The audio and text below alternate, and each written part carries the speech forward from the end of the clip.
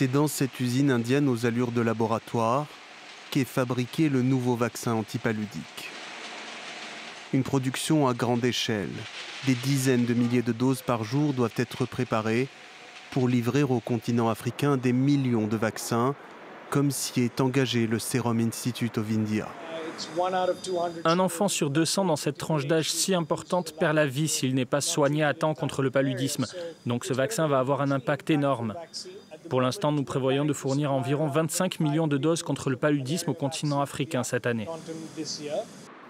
Un deuxième vaccin, approuvé par l'Organisation mondiale de la santé pour endiguer la propagation de cette maladie parasitaire. Le paludisme tue chaque année plus de 600 000 personnes dans le monde. 95% des victimes sont africaines. Également appelée malaria, cette maladie transmise par les piqûres de certains moustiques est un fléau chez les enfants en bas âge.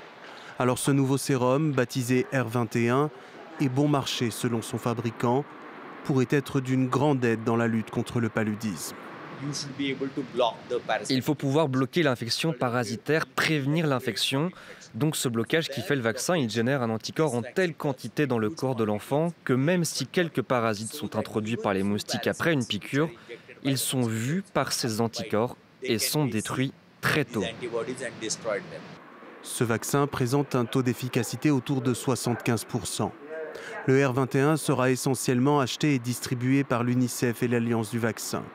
Il devrait être accessible notamment en RDC, en République centrafricaine et au Tchad, dans les prochains mois.